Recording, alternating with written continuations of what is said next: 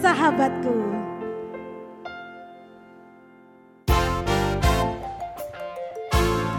Kita mau gerak-gerak ringan nih ya untuk Yesus kita ya. Sungguh dia sahabat yang luar biasa. Kau satu penuh kasih, dua penuh hikmat, tiga penuh kuasa. Kau mulia, kau ada waktu suka, ada waktu duka. Kau setia dan selalu bersamaku. Kau membuatku tersenyum, membuatku tertawa, membuatku bahagia. Yesus, kaulah sahabat, selalu hadir setiap saat. Hatiku bergembira bersamamu Yesusku. Yuk goyang yuk. Kanan kiri ke depan, mari semua bergoyang, menari bergembira, sukacitaku dalam Kristus. Nanti goyang gitu ya, kanan kiri ke depan, putar ya. Yuk. Kau satu penuh kasih, dua penuh hikmat, tiga penuh kuasa. Kau mulia, kau ada waktu suka, ada waktu duka. Kau setia dan selalu bersamaku. Kau membuatku tersenyum, membuatku tertawa, membuatku bahagia. Yesus, kaulah sahabat, selalu hadir setiap saat. Hatiku bergembira bersamamu Yesusku. Ya goyang ya. Kanan kiri ke depan, mari semua bergoyang, menari bergembira, sukacitamu dalam Kristus. Yesus, kaulah sahabat, selalu hadir setiap saat. Hatiku bergembira bersamamu Yesusku. Kanan kiri ke depan, mari semua bergoyang, menari bergembira, sukacitaku dalam Kristus. Sukacita, sukacitaku dalam Kristus. Hanya dalam Kristus. Sukacitaku dalam Kristus. Puji Tuhan, kita mau buka persekutuan hari ini dalam nama Bapa, Putra, dan Roh Kudus. Amin. Terima kasih Yesus. Kau sungguh Allah kami, Tuhan kami yang luar biasa Tuhan. Kau selalu berada di waktu-waktu kami suka, duka, apapun yang kami alami. Dan kami bersyukur punya Bapa seperti Engkau Tuhan. Banyak sekali yang Kau berbuat untuk diri kami Tuhan, untuk keluarga kami. Banyak sekali Tuhan yang sudah Kau tata. Sungguh kami bersyukur. Dan kami cuma bisa bersyukur Tuhan atas kasih-Mu yang luar biasa, selalu nyata, selalu indah dalam hidup kami.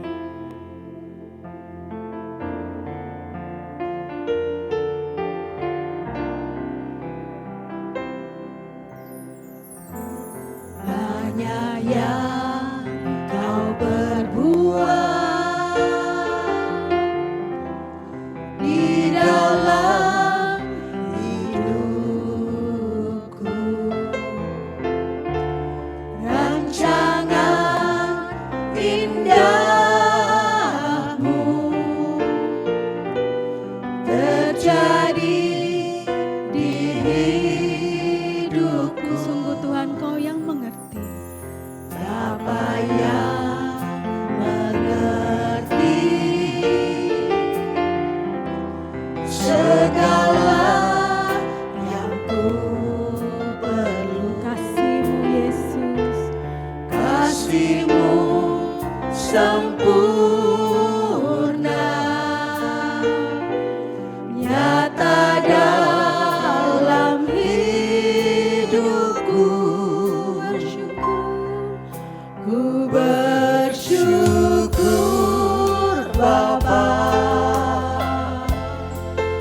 Ku bersyukur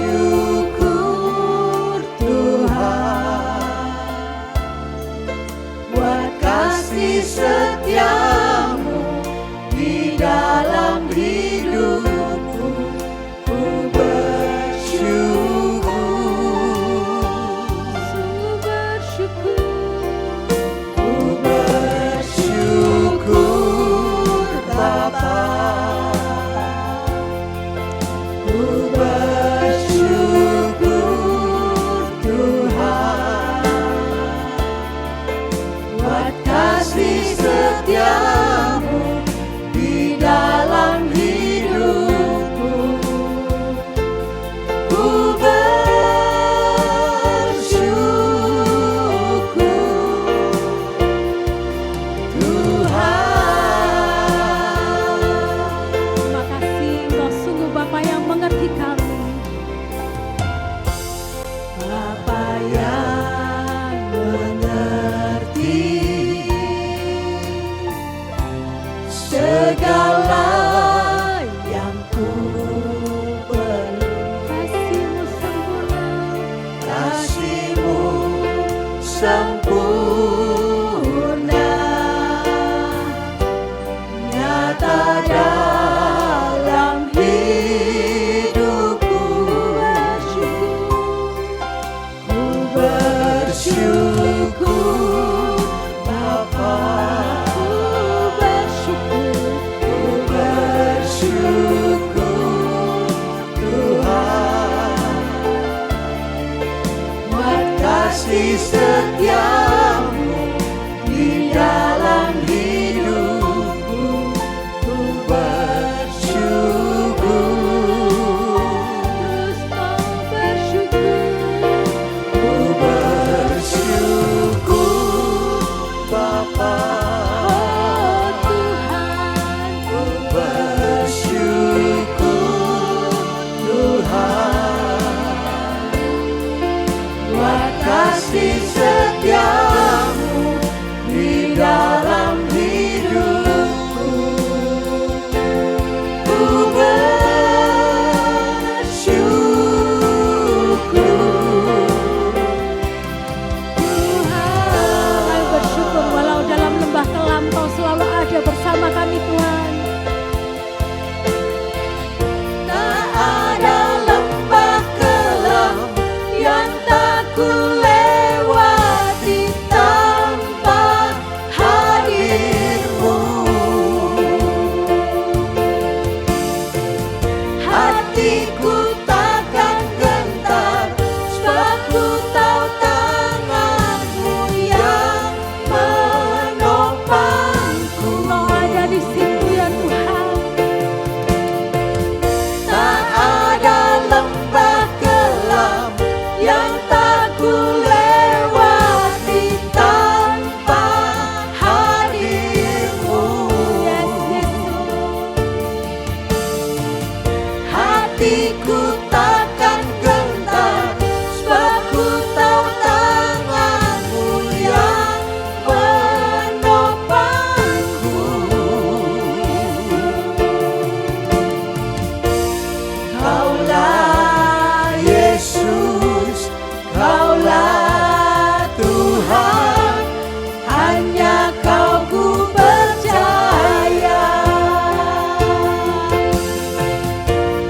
Kaulah Yesus, Kaulah Tuhan, harapan hidupku.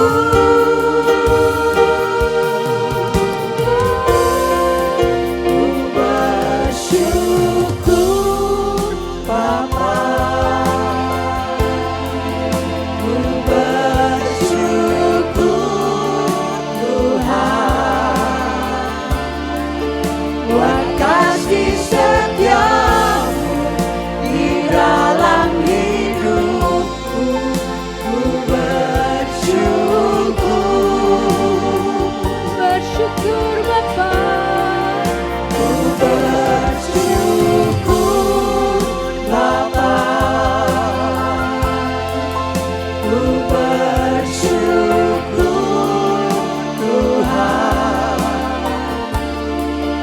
buat kasih setiamu di dalam hidupku. Ku bersyukur,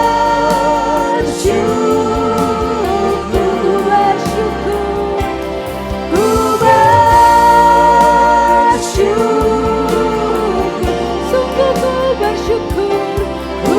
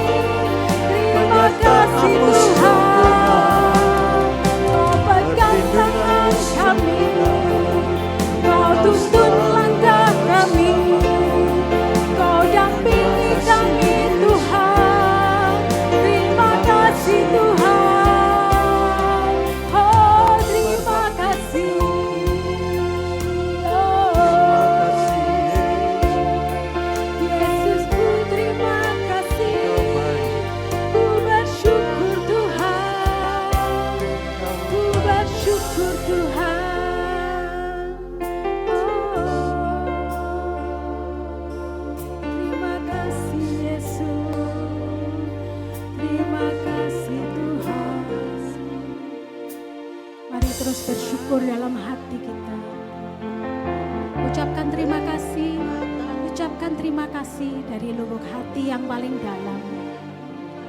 Tuhan rindu bercakap-cakap dengan kita.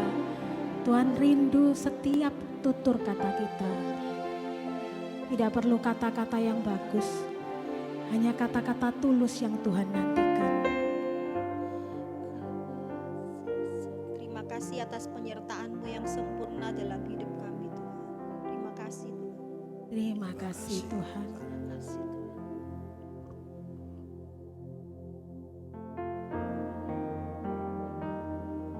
Terima kasih, Tuhan. Terima kasih Tuhan.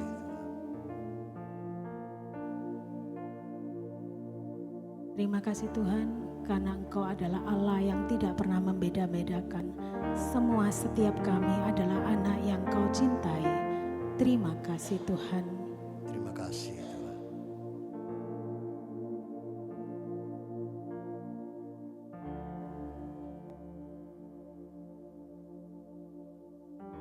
Terima kasih Terima Tuhan. kasih. Terima kasih Tuhan buat kasih-Mu sehingga kami semua anak-anak-Mu dapat berkumpul di PD Avila pada pagi hari ini dengan keadaan yang sehat walafiat. Terima kasih Tuhan. Terima kasih Tuhan.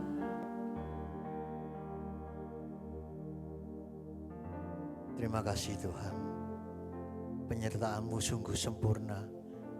Dari hari ke hari, setiap saat Engkau berada di tengah-tengah kami untuk melindungi kami, meluputkan kami dari mara bahaya dan malapetaka. Terima kasih Tuhan. Terima kasih Tuhan.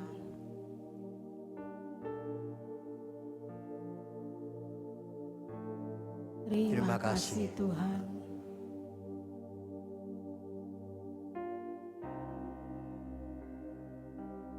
Terima kasih. Tuhan.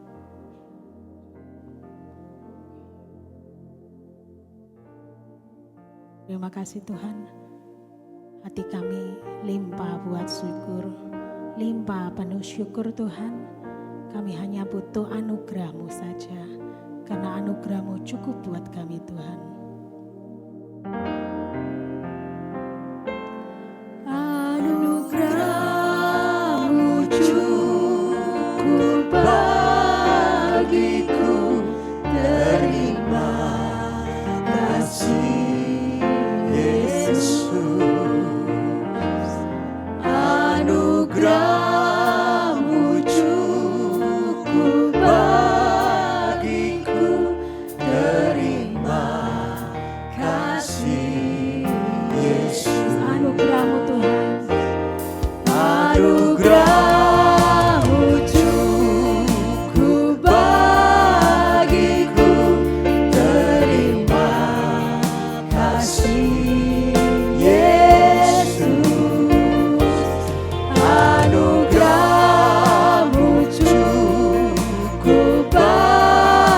bagiku.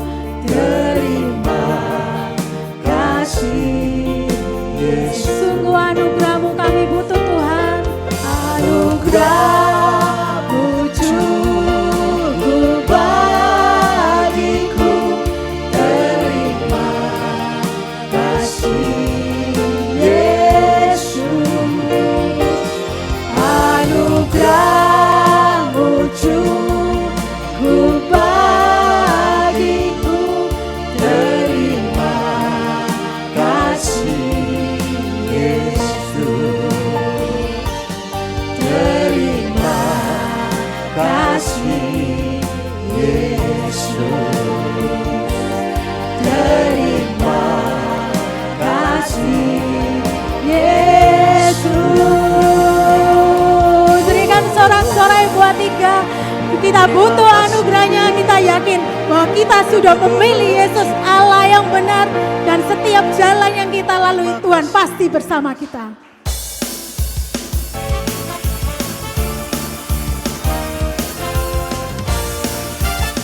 Tuhan mengajak bahwa kita harus terus bersama Dia, maka kita akan ada di jalur yang benar dan Tuhan akan selalu menemani kita.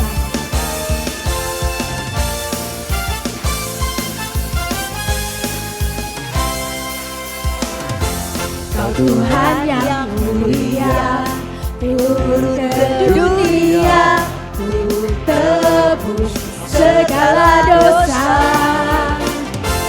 Kau beri keselamatan, beri kesempatan, kasih-Mu mengubahkan.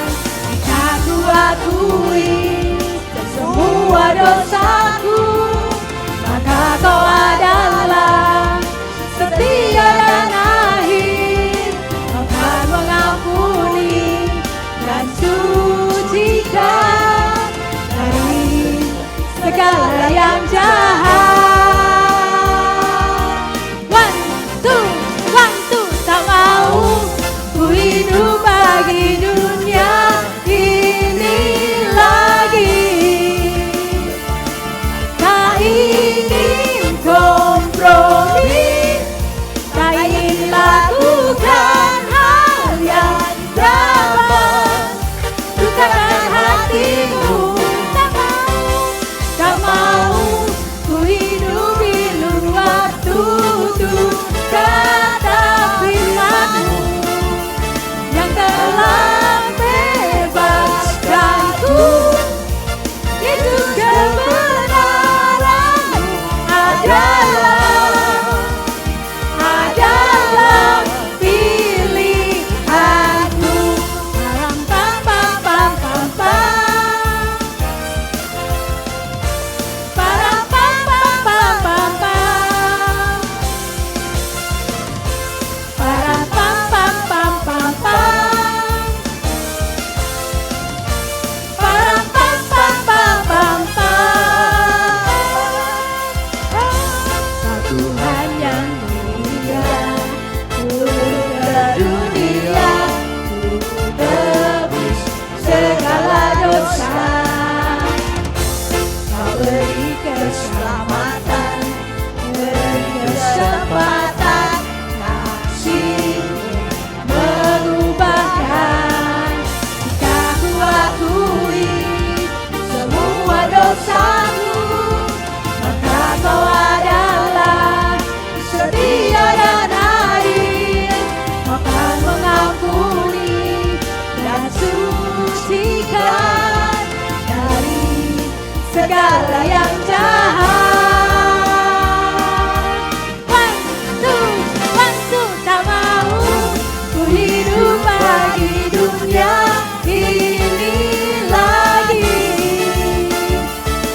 Tak ingin kompromi, tak ingin lakukan hal yang dapat dukakan hatimu. Tak mau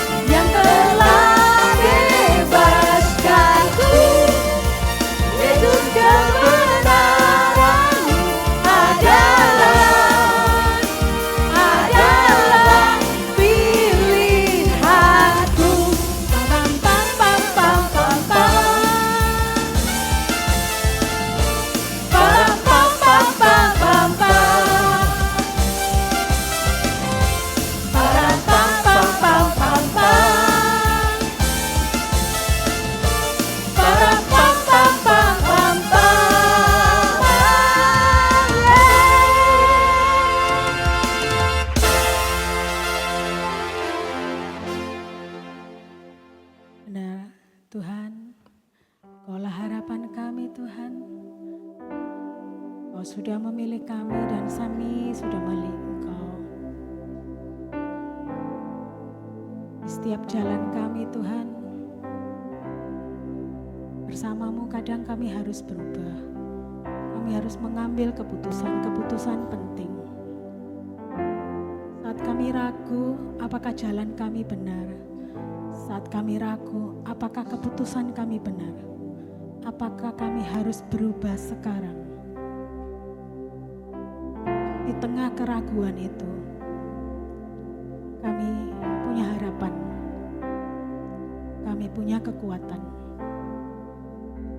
Kami bersandar padamu Tuhan. Tuhan yang penuh harapan, biarlah rencana ini Kau sempurnakan dengan yang sudah Kau rencanakan. Karena kami mau terus percaya, indah bersamamu Tuhan, Kaulah yang sempurna dari semua yang kami rencanakan. Kau harapan kami Tuhan.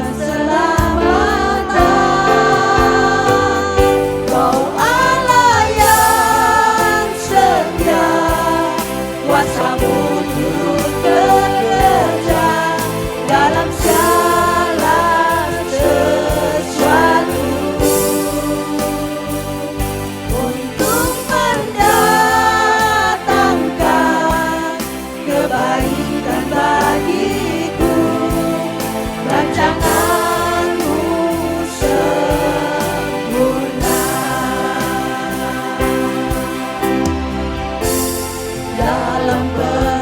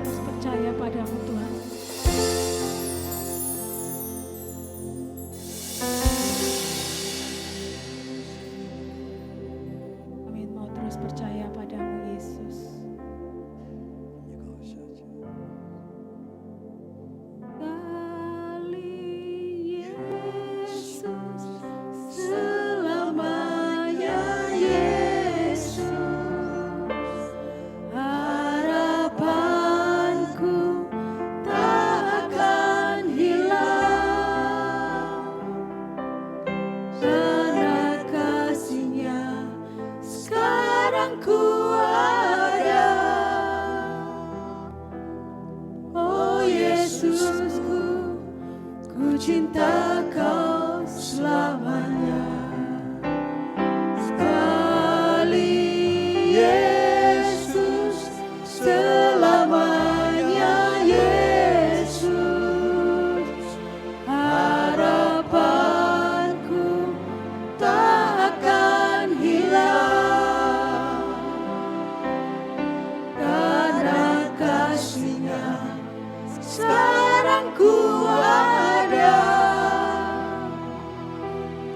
Oh Yesusku, ku cinta Kau selamanya.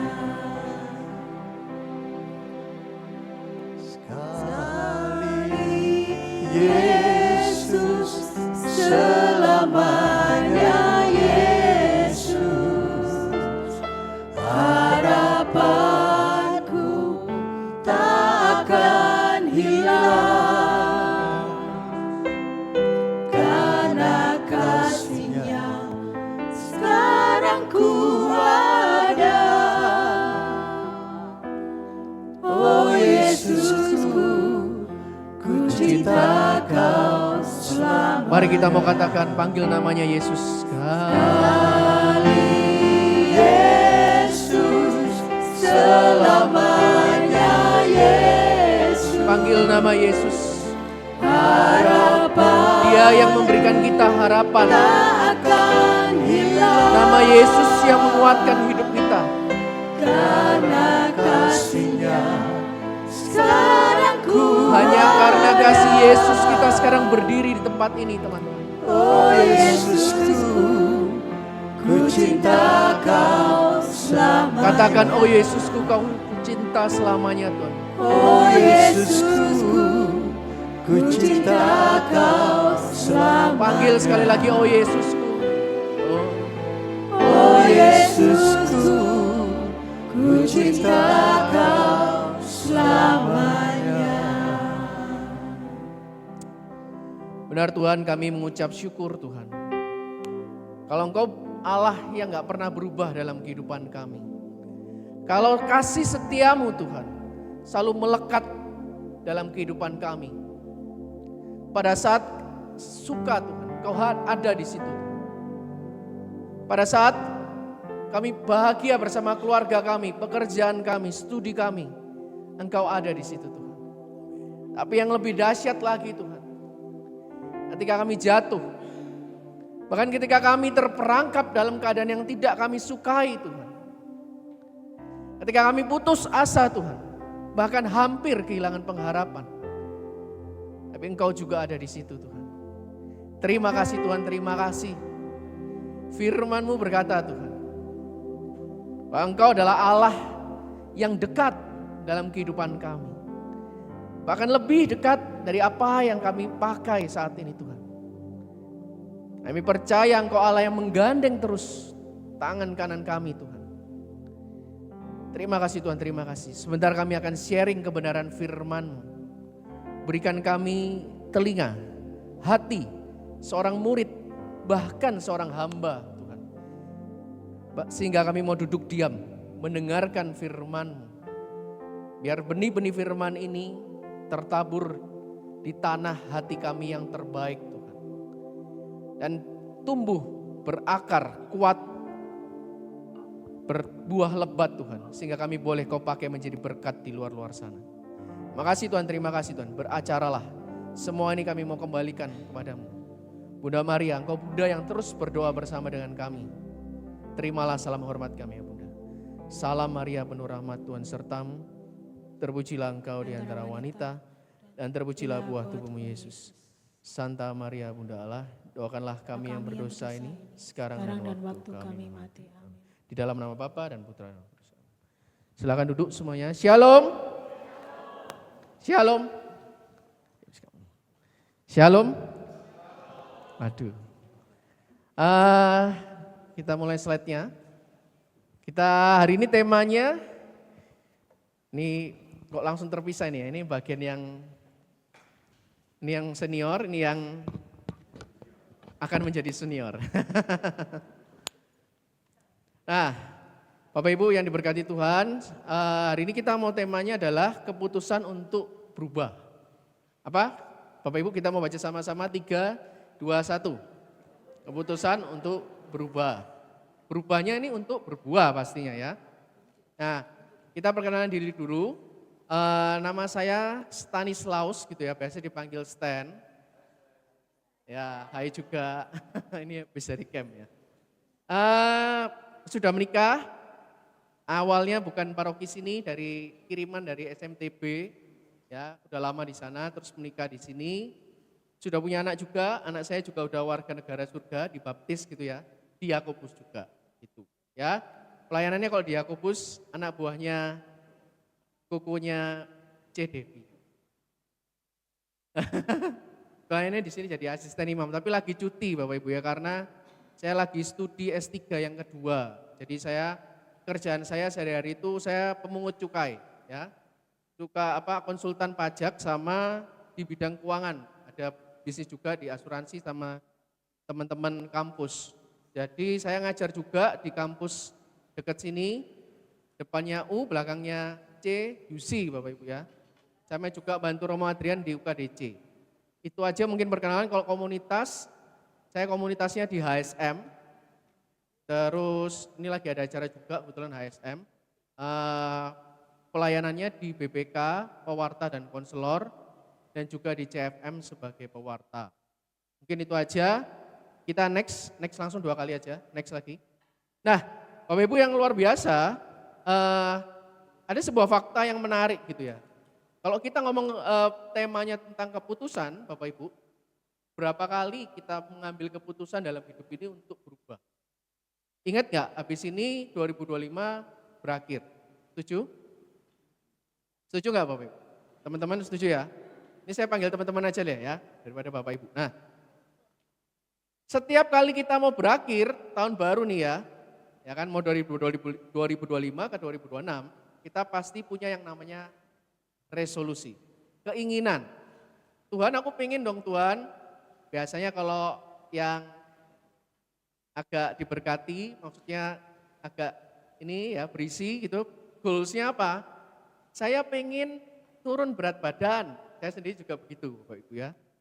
Dari turun berat badan dari 80 misalnya, sekarang dulu saya 90 Bapak Ibu ya, 90 misalnya turun mau jadi berapa, 70, 68 dan seterusnya.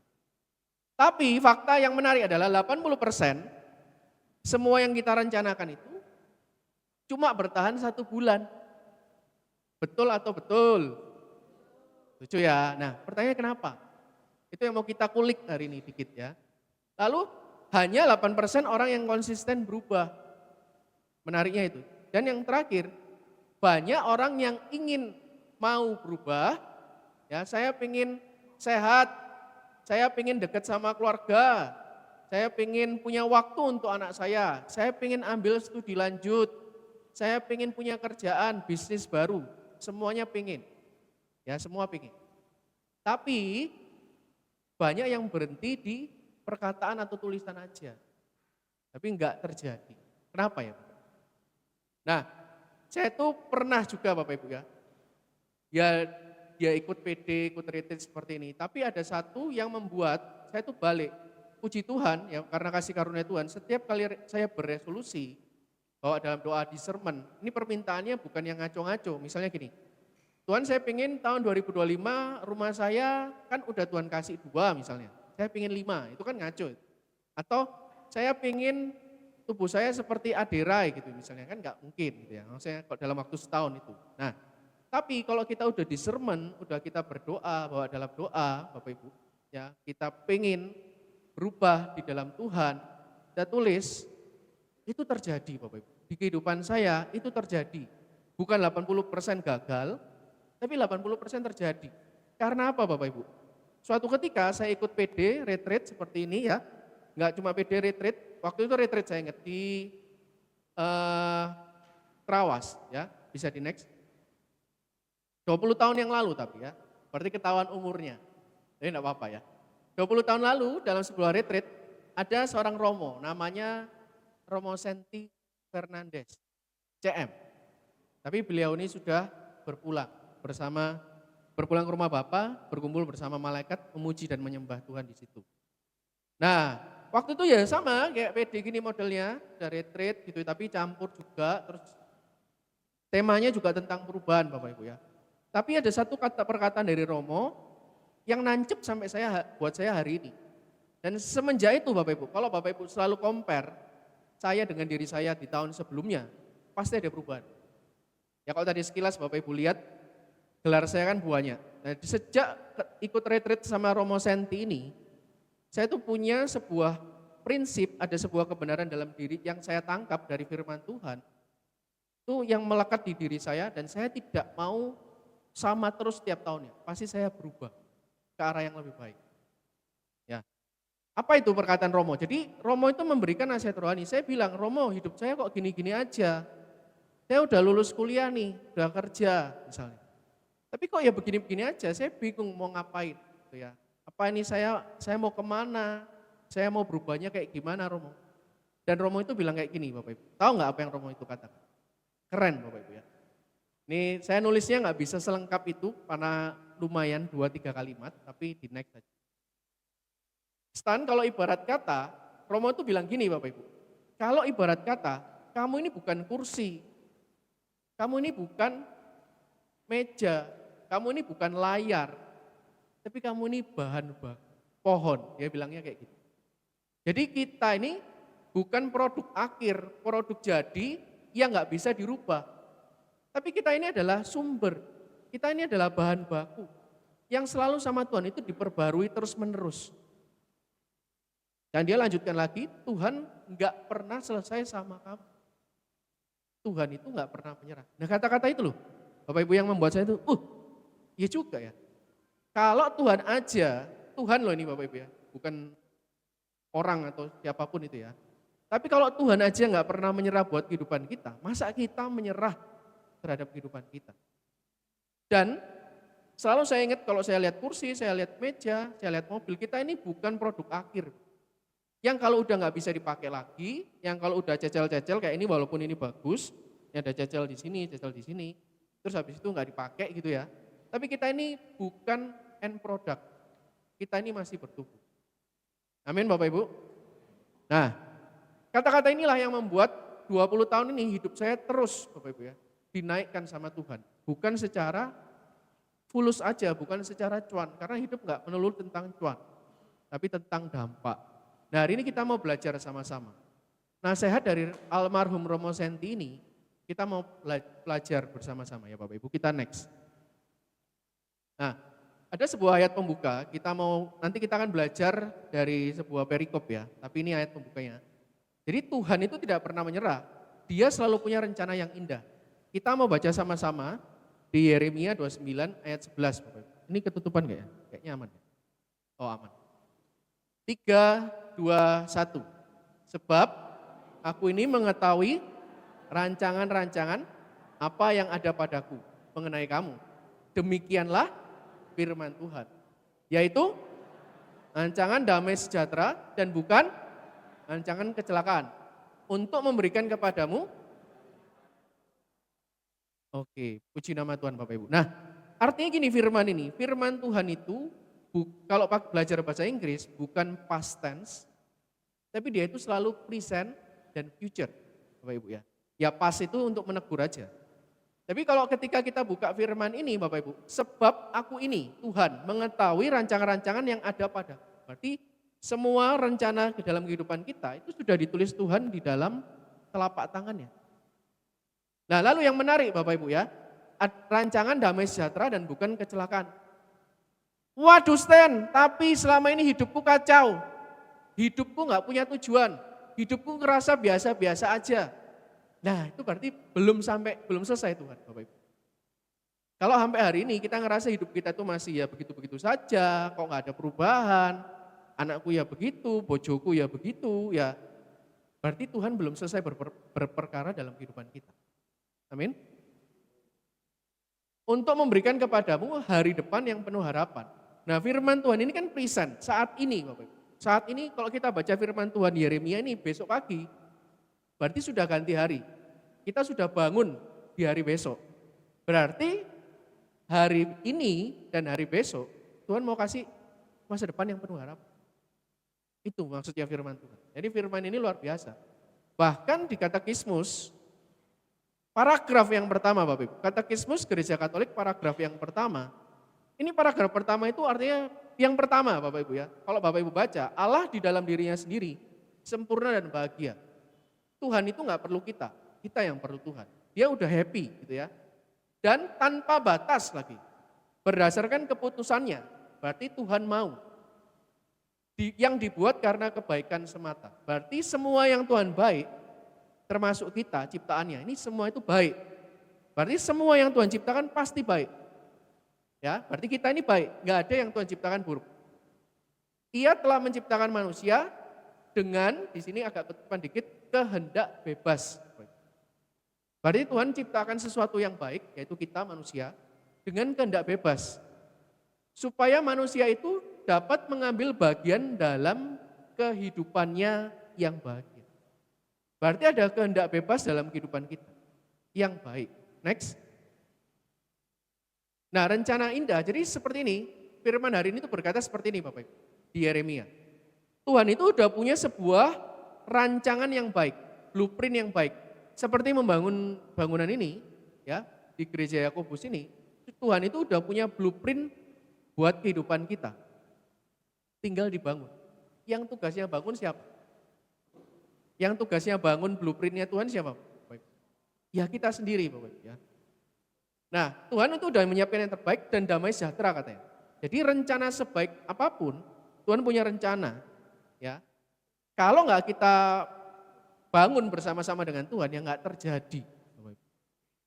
Mungkin Bapak Ibu bilang, wah Stan, saya ini loh sudah punya cucu, saya ini udah punya anak saya udah besar. Masa sih Tuhan itu mau menyediakan masa depan yang terbaik? Nah, saya mau katakan Bapak Ibu, buat Bapak Ibu yang senior, hari ini saya kan udah punya anak, umurnya hampir 3 tahun Bapak Ibu. Di waktu-waktu inilah justru saya membutuhkan papa mama saya. Kenapa? Karena saya masih bekerja, istri saya bekerja, berarti butuh bantuan. Lalu butuh bantuan apa lagi? Dari para senior, Bapak Ibu, dari orang tua saya. Saya butuh belajar pengalaman membimbing anak. Saya ingat betul ketika kali saya menikah, H-1, papa saya itu kan waktu mau nikah di hotel, saya bukain kamar tuh, papa saya itu ngasih nasihat, jangan. Nak, kalau kamu habis ini kamu menikah, kamu jadi kepala keluarga, lakukan A, B, C, gini, kayak gitu ya. Sama, kita sangat justru anak-anak seperti saya, umur hampir menuju 40 ini Bapak Ibu, itu sangat membutuhkan peran orang tua. Apalagi yang masih muda-muda ini, sangat membutuhkan banget. Kalau kita ngambil peran sebagai teman, hati-hati loh, bisa jadi anak-anak kita itu berteman dengan orang yang tidak di dalam Tuhan. Amin? Ya, diperhatikan. Nah, jadi butuh kerjasama untuk diwujudkan Bapak Ibu ya. Next lagi.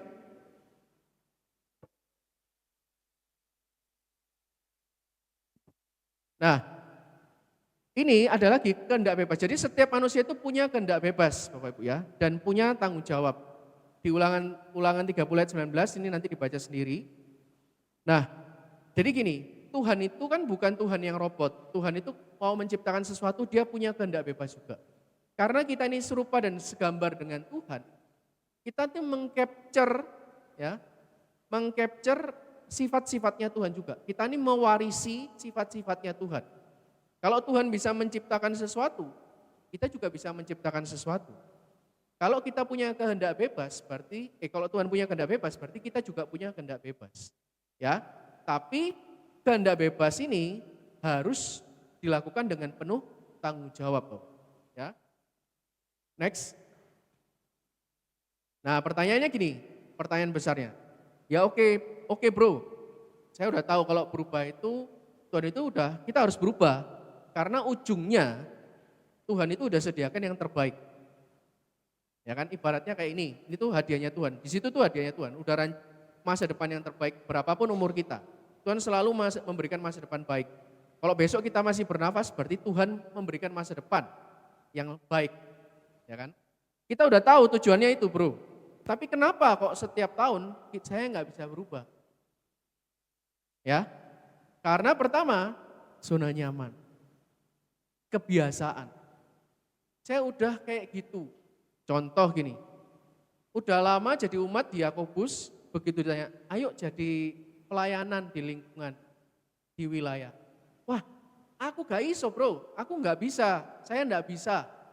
Saya gak punya waktu, saya gak punya ini itu, dan anakku dari zamannya anaknya masih kecil, anaknya udah gede, anaknya menikah, anaknya punya anak, jawabannya sama. Ya. Karena zona nyaman. Nah hati-hati Bapak Ibu, kan tujuan kita udah jelas. Gini loh Bapak Ibu, di situ anggap aja itu salibnya Tuhan, itu masa depan yang sudah Tuhan sediakan. Sesuatu yang sudah Tuhan sediakan.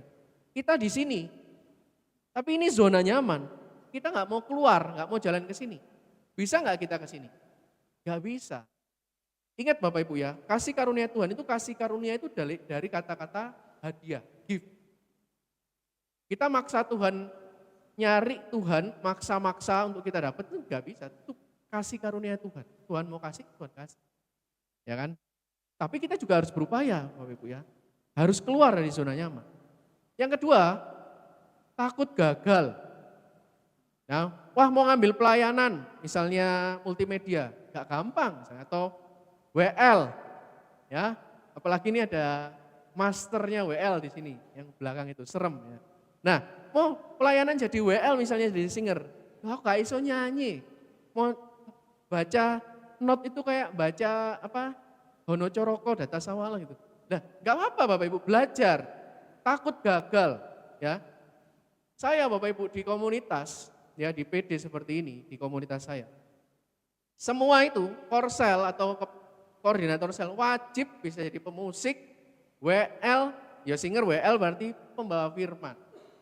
Wajib Bapak Ibu ya. Kalau enggak ya sulit, ya harus ada pemusiknya dan sebagainya. Itu OC pasti tahu ya. Wajib digilir, semua anak sel digilir untuk bawain firman, ya kan? Takut gagal ya itu bisa membuat kita nggak bisa berubah, takut. Padahal faktanya 90% yang kita takuti itu belum tentu terjadi. Nah, lucunya begitu, ya. Atau takut kehilangan kontrol. Saya selama ini hidup saya sudah cukup nyaman. Kalau nanti ada perubahan, lah nanti apa aku bisa dapat seperti sehari-hari? Tapi malah sebaliknya Bapak Ibu, karena kita terlalu takut, ada hal-hal di dalam kehidupan kita yang mengontrol kita. Maka malah sebaliknya kita dikontrol oleh dosa. Ini bukan dosa yang menakutkan. Dosa sekarang ini dosa yang unik-unik Bapak Ibu. Dosanya anak-anak muda ini bukan yang dosa membunuh, merampok, udah enggak ada. Iblis itu enggak pakai cara itu lagi, tapi pakai cara mengencerkan arti dosa. Contoh, nonton Netflix, ya, terus nonton terus YouTube, Netflix, TikTok, gak mandek-mandek. Itu juga kita dikontrol oleh kebiasaan yang gak oke. Sehingga itu memperbudak kita. Penyebab kenapa kita sulit berubah yang ketiga Bapak Ibu. Karena kita tidak tahu kehendak Tuhan. Jadi kita gak tahu arahnya Tuhan mau bawa kita tuh kemana.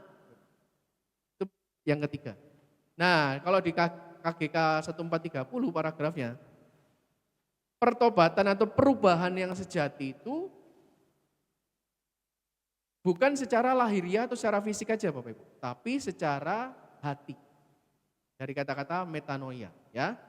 Nah, pertanyaannya adalah apa penghalang saya untuk berubah? Enggak cuma 4 ini, tapi Bapak Ibu bisa nanti refleksikan sama-sama. Apa karena saya selama ini cuma dengerin firman Tuhan, enggak jadi pelaku? Apa saya ini takut? Apa saya ini enggak punya mentor? Apa saya ini takut diolok-olok oleh anak-anak, oleh keluarga? Penghalang atau yang membuat kita sakit hati itu bukan dari orang yang jauh Bapak Ibu. Dari orang yang paling dekat. Contoh, ini mama saya sendiri misalnya. Mama saya itu aktif pelayanan. Tapi dulu ya, waktu awal saya berubah 20 tahun lalu. Misalnya dulu saya bolong-bolong misa ya. Terus males baca firman Tuhan, kayak gitu ya. Terus waktu saya mulai rajin, pulang dari retret gitu, ditanya sama mama saya gini, weh tumben rek ke misa, loh kan kayak gitu loh Bapak Ibu ya. Jadi kan tumben kamu doa, PP pagi hari, pujian penyembahan, baca firman. Cek tumben wis mama pagi-pagi wis dengar kamu gitar. Loh ya, kita kan jadi kayak, loh ya apa sih mama sendiri kok malah nggak support anaknya gitu, malah ngece-ngece. Itu loh Bapak Ibu ya. Apa penghalangnya? Gitu ya. Nah, nanti Bapak Ibu kita bisa isi sama-sama kertas ya. Saya bagikan dulu aja. Ini tapi khusus yang buat yang tua-tua, maksud bukan tua-tua, maaf, senior ya. Nah, ini nanti dibagikan aja. Oh ya, dibagikan. Oke. Ini ada bolpen juga, nanti bisa dipakai Bapak Ibu. Nah, nanti diisi aja apa penghalang saya untuk berubah. Nanti kalau yang anak-anak muda ada versi PDF-nya ya. Yang senior-senior kan nulis aja. Nah, itu ada bolpen nanti. Bapak Ibu bisa mulai mikir, apa ya yang menghalangi saya untuk berubah, ya. Next. Nah, pertanyaannya lagi Bapak Ibu, mungkin nggak sih kita itu berubah? Nah, faktanya Bapak Ibu ya, ini kebenarannya. Kalau menurut kita ini lagi nggak berubah, sebenarnya kita ini lagi nggak ngapa-ngapain kan, tapi sebenarnya dunia berubah. Sehingga kita ini juga berubah menjadi tidak laku, Bapak Ibu, menjadi old, ya. Nah, pertanyaannya bagaimana caranya? Jadi kalimat besarnya itu adalah, kalimat pertanyaannya adalah bagaimana cara untuk berubah di dalam firman Tuhan. Next. Nah, kita mau belajar sama-sama dari sebuah perikop. Kemudian ada 1-2 slide lagi, kemudian kita selesai. Ya, bisa dibuka nggak di Zakeus, di kisah tentang Zakeus di Injil Lukas 19, 8-9. Atau 19 semua ya nggak apa-apa.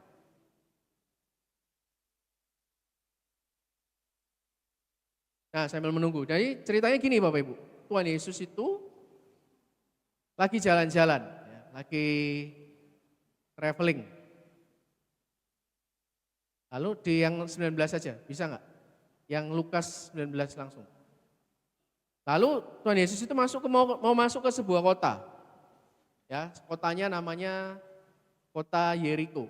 Kalau Bapak Ibu ada Alkitab, bisa dibuka Lukas 19. Saya bacain aja ya Bapak Ibu.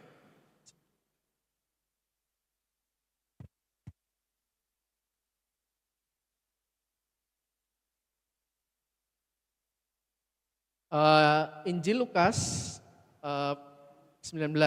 Yesus masuk ke kota Yeriko dan berjalan terus melintasi kota itu. Nah, di situ ada seorang bernama Zakeus. Zakeus itu pendek, kayak gini orangnya, ya. Kepala pemungut cukai, Bapak Ibu ya. Dan ia seorang yang kaya. Dia itu seorang yang kaya. Nah, ini ayat sebelumnya aja, yang 19. Ia berusaha, sebelumnya lagi, yang 19, ayat 19 ayat 1 aja. Supaya kita dengar ceritanya. Tapi Bapak Ibu pasti paham lah ceritanya. Jadi Yesus datang di sebuah kota namanya Yeriko. Di kota itu ada seorang yang kaya Bapak Ibu, super kaya. Kok bisa kaya? Karena dia pemungut cukai. Pemungut cukainya double-double ya. Yesus masuk ke kota itu, ada seorang yang kaya raya, yaitu Zakeus. Next. Karena dia bukan cuma pemungut cukai Bapak Ibu. Kepala pemungut cukai. Dia yang berhak menentukan tarif pajak. Ia berusaha untuk melihat orang apakah Yesus itu. Siapa Yesus itu? Tapi dia nggak berhasil. Stop di sini dulu. Berapa banyak dari kita hari ini Bapak Ibu? Ya, mungkin di masa lalu juga. Anda dan saya. Kita pengen melihat Yesus, di misa, pengen melihat Yesus di PD, di kehidupan sehari-hari, bukan karena Yesus nggak nampak.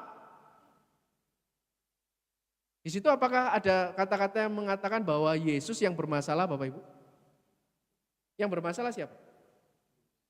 Zakeus. Karena dia cerita ini, pendek ini bukan berbicara tentang fisik Bapak Ibu ya. No, tapi berbicara tentang karakter, jiwa, rohani, spiritual.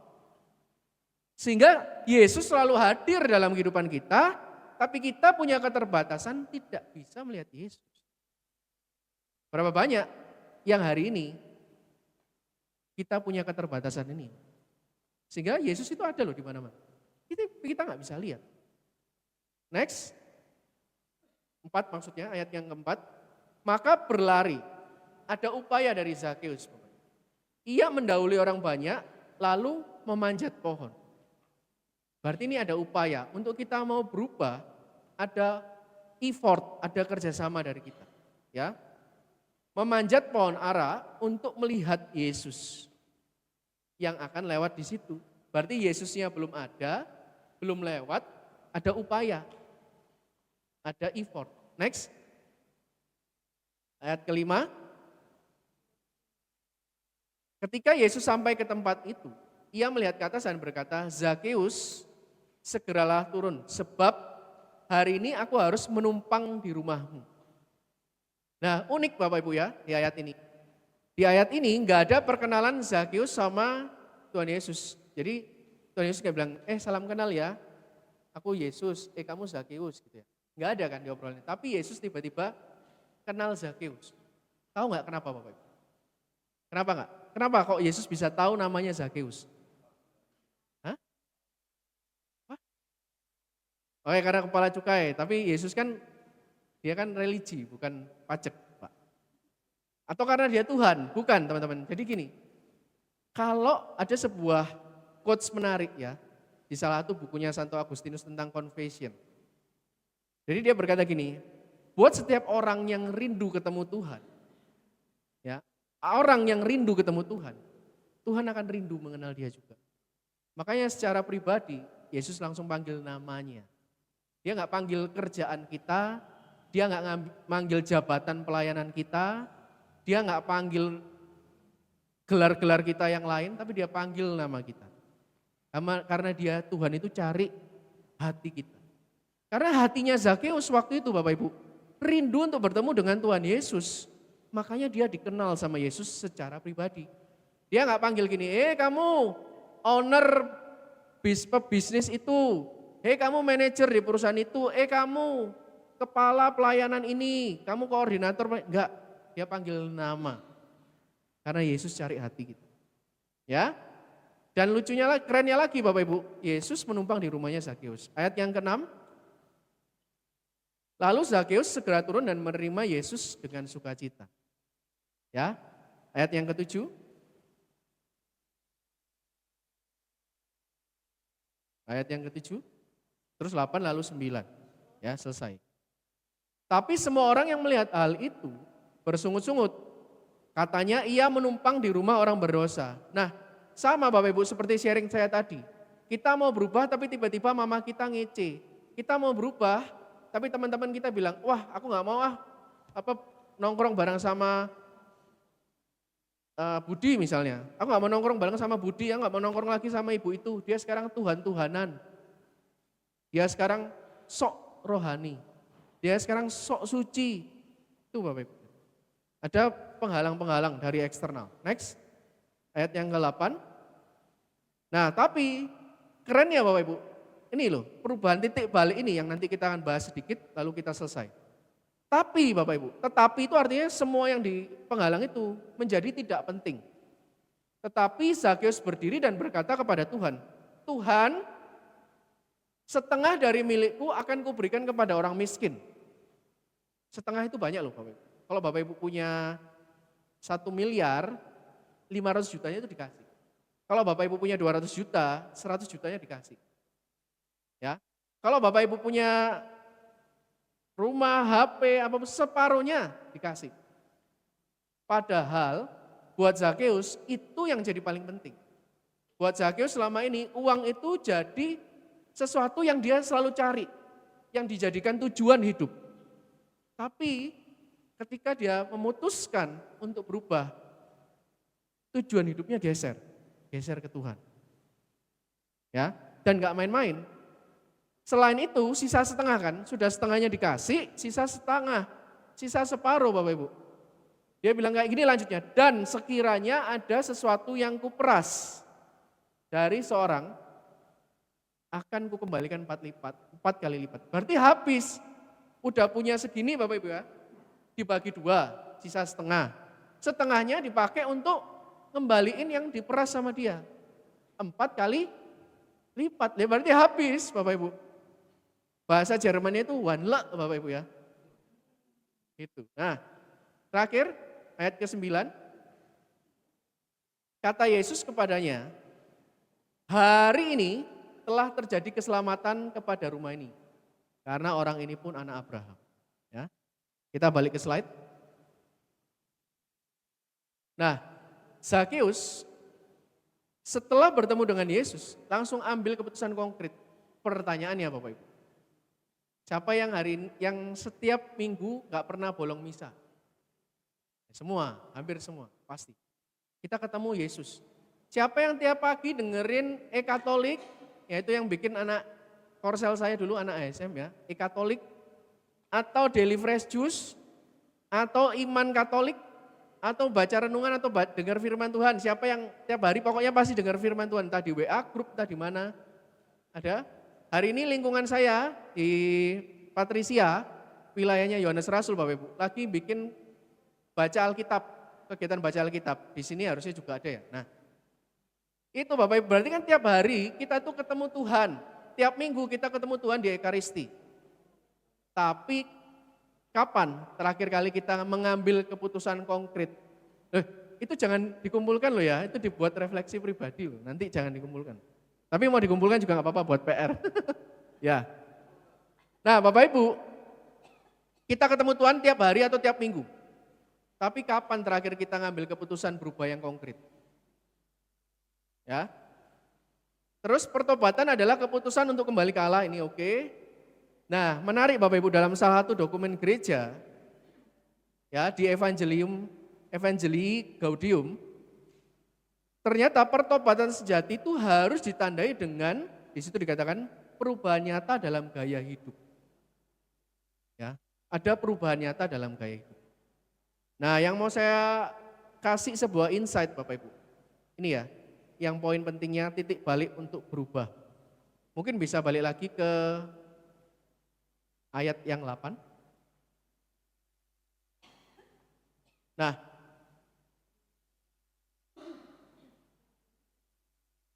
back lagi mungkin ayat yang ke-7. Nah, Bapak Ibu mungkin pernah dengar cerita Zakeus. Jadi gini, ada dua konsep dalam iman, perjalanan iman kita sebagai orang percaya Bapak Ibu. Ya. Nah, tetapi semua orang melihat hal itu bersungut-sungut, katanya ia menumpang di rumah orang berdosa. Ada sebuah perbedaan gini Bapak Ibu ya. Kalau kita sebagai orang percaya, kalau Bapak Ibu masih ingat, semua cerita Alkitab itu ngomong tentang perubahan atau transformasi. Ada dua pendekatan dalam kehidupan orang percaya. Yang pertama, kita datang kepada Yesus. Jadi misalnya nih, kita ini datang ke Yesus. Ya, itu pendekatan pertama. Pendekatan kedua, Yesus datang dalam kehidupan kita. Mana yang lebih powerful Bapak Ibu? Mana yang lebih kuat? Yesus datang dalam kehidupan kita. That's why kalau Bapak Ibu semua punya perspektif ini, kalau baca cerita Alkitab Bapak Ibu. Ada angin sakal, badai, gitu ya. Para murid ombang-ambing, takut gak ada Yesus di situ. Yesus datang berjalan di atas air. Petrus bilang, kalau Tuhan kalau itu kamu, suruh aku berjalan di atas air. Waktu Petrus datang ke Tuhan, badai tetap ada. Badai berakhir kapan Bapak Ibu? Ketika Yesus naik ke dalam perahu. Badainya reda. Sama Bapak Ibu di cerita Zakeus, pertobatan sejati, perubahan itu terjadi kapan? Bukan, di-back lagi coba, ayat yang ke-6, ayat yang ke-6. Perubahannya, pertobatannya Zakeus, bukan ketika dia datang kepada Yesus atau dia manjat pohon. Langsung ke ayat yang ke-8. Zakeus ngomong pertobatan tadi itu ketika ya berdiri, ini dia berdiri di mana Bapak Ibu? Di dalam rumahnya.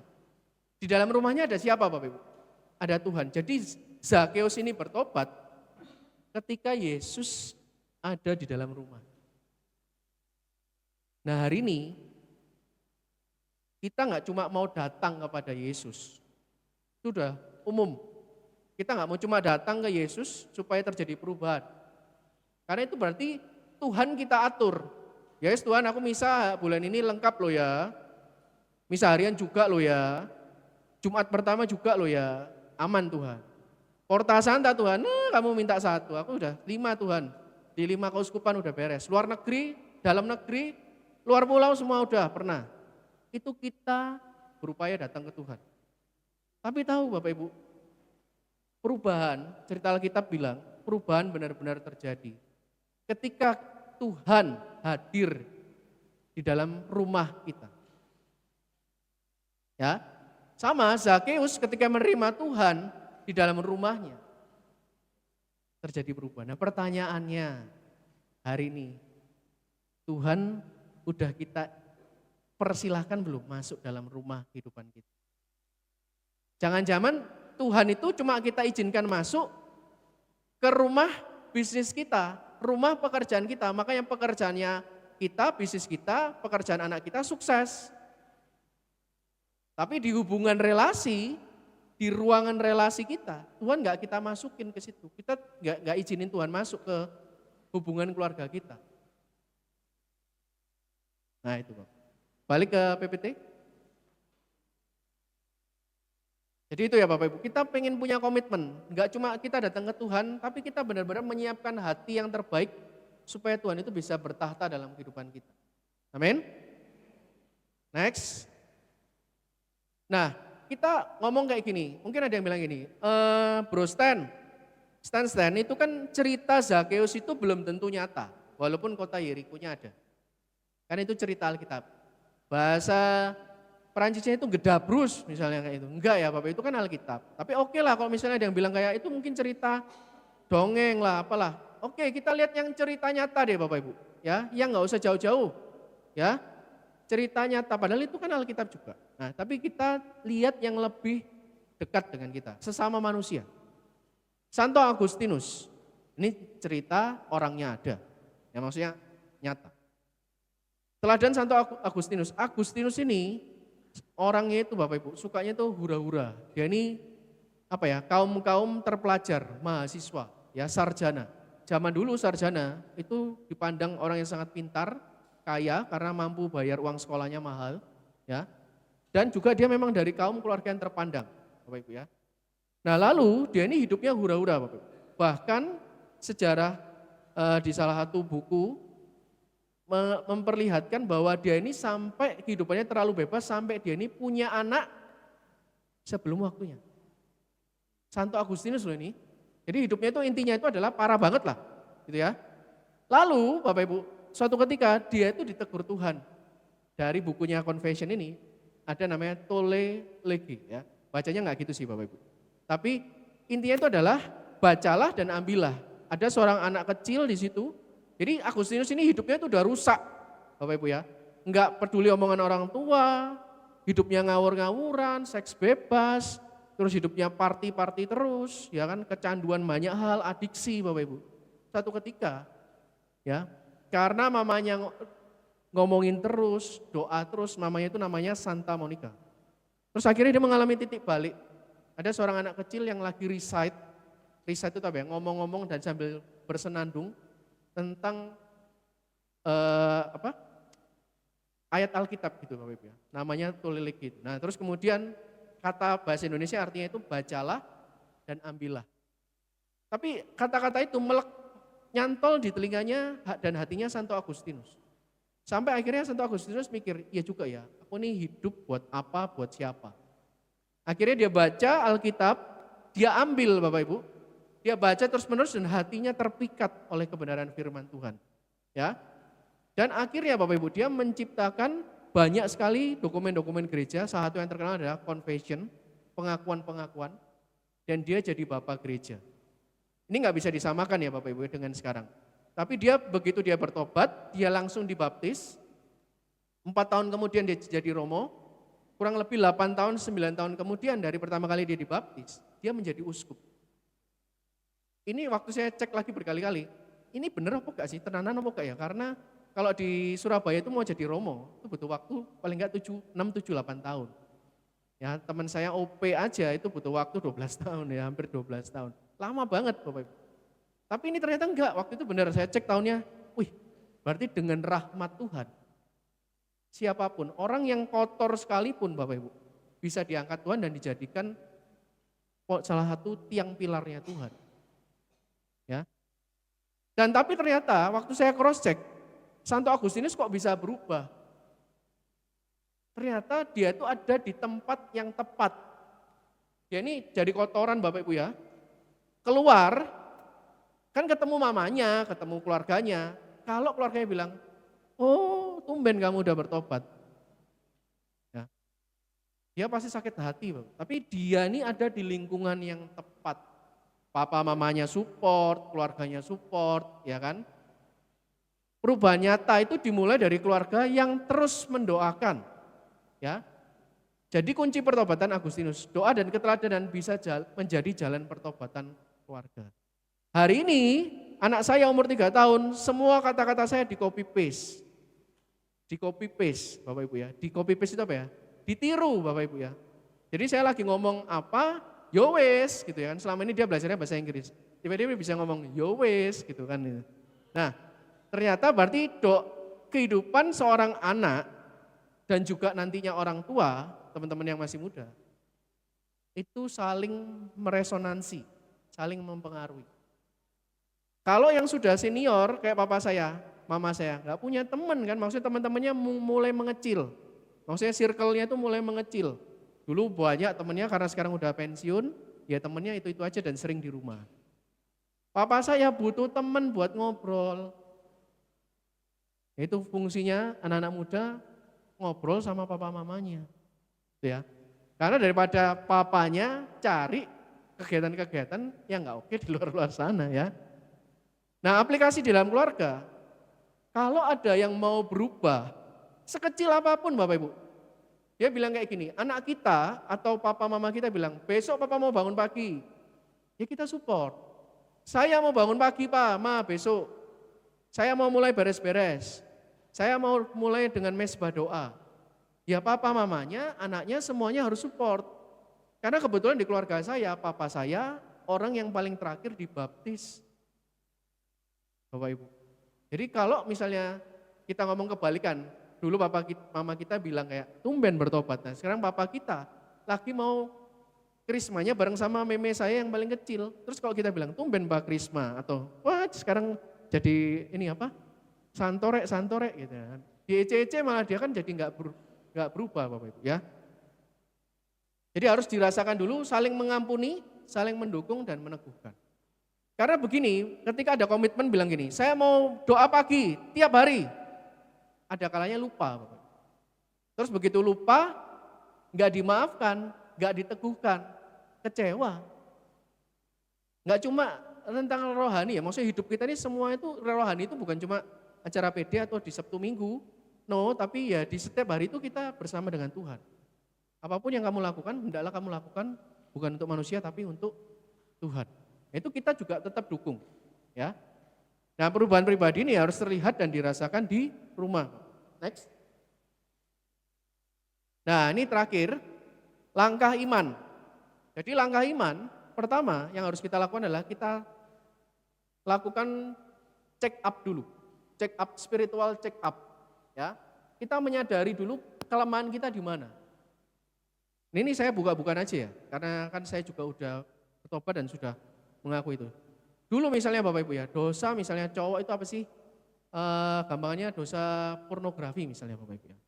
Kalau cewek itu apa sih? Dosanya gosip misalnya. Maka saya ini nyari dukungan dari keluarga saya, bukan dari teman dugem, teman apa. Jadi saya nggak pernah dugem ya. Nah, misalnya nih, katakanlah saya aja saya nggak bilang aduh atau siapa ya, nanti kan nggak enak misalnya. Saya bilang aja diri saya sendiri, Stan misalnya. Stan ini mau bertobat dari dosa pornografi.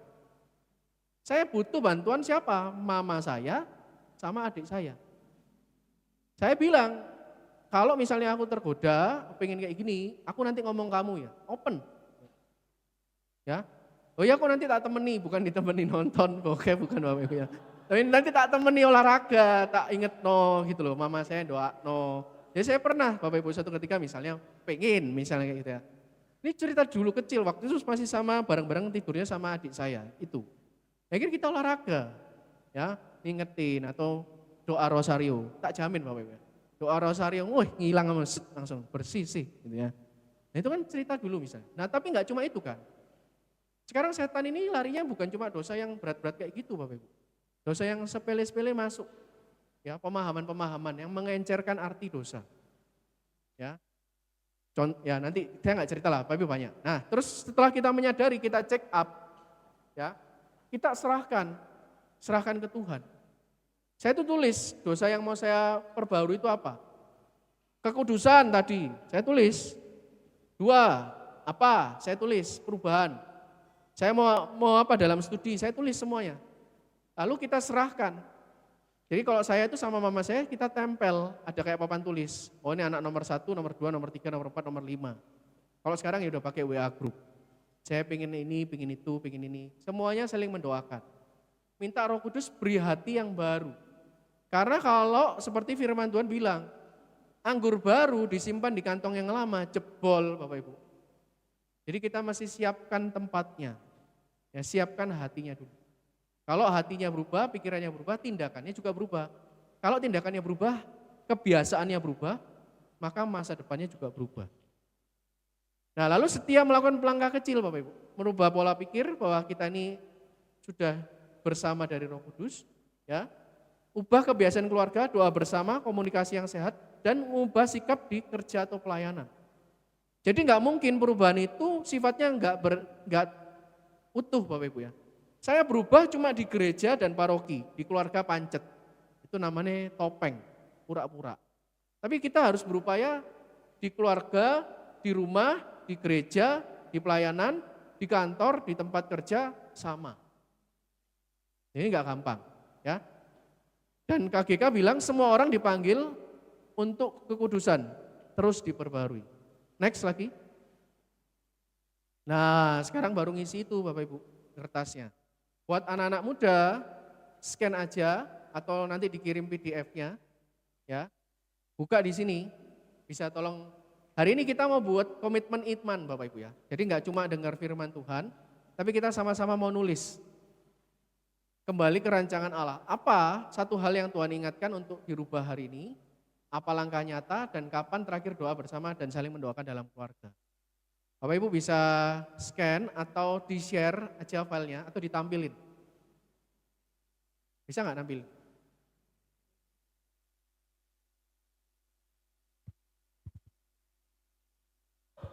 Kalau nggak bisa ditampilin aja. Oh nggak bisa ya?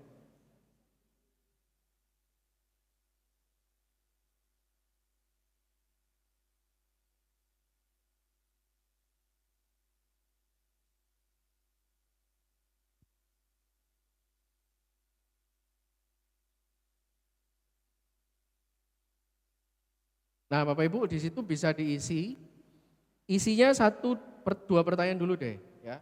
Habis itu ditunjukin nanti ditunjukin ke keluarganya ya. Jadi ada pertanyaan pertama itu, penghalang dalam diri saya yang membuat saya sulit berubah. Apa itu? Ditulis ya. Lalu hal yang Tuhan ingatkan saya ubah hari ini, apa yang mau dirubah? Terus langkah praktis kecil yang bisa saya lakukan minggu ini. Dan dukungan yang dibutuhkan. Ini saya airdrop ke salah satu aja mungkin ya.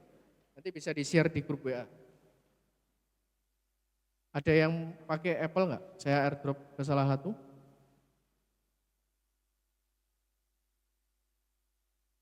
Kalau yang Bapak Ibu yang di sini bisa ngisi. Tadi udah ngisi? Udah ngisi? Oh ya, yes, oke. Oke, kalau nggak ada, nanti diisi di rumah Bapak Ibu itu PR-nya. Lalu, tapi Bapak Ibu gini aja, pertanyaan yang paling gampang. Bapak Ibu pikirkan satu, apa yang mau kita rubah hari ini? Kebiasaan apa? Satu aja. Udah dapat? Satu hal yang mau kita rubah. Teman-teman yang masih muda juga sama, pemusik juga boleh kita siap-siap. Ada lagu penutup nggak? Ada. Nanti lanjut ke ini langsung. Ayo, oke. Nah ini Bapak Ibu ya. Yang nomor 2 aja deh, kita mau fokus yang nomor 2 Bapak Ibu ya. Teman-teman yang muda juga. Satu aja yang mau kita rubah. Apapun yang mau kita jadikan goal di dalam Tuhan. Aku mau mengasihi anakku. Aku mau mendoakan khusus anakku yang ini. Aku mau berdoa buat temanku, buat papa mamaku. Satu aja yang Tuhan ingatkan untuk kita ubah hari ini. Atau Tuhan selama ini aku mokong Tuhan. Sering miss di komitmen-komitmen. Satu aja. Terserah, sudah dapat semuanya Bapak Ibu? Teman-teman sudah dapat? Ya? Nah kalau sudah, back ke PowerPoint aja. Kita fokus ke satu aja yang Tuhan pengen rubah, nanti kertas kerjanya ini bisa diisi di rumah, didiskusikan sama pasangan. Ya? Atau sama orang tua. Balik ke PPT aja.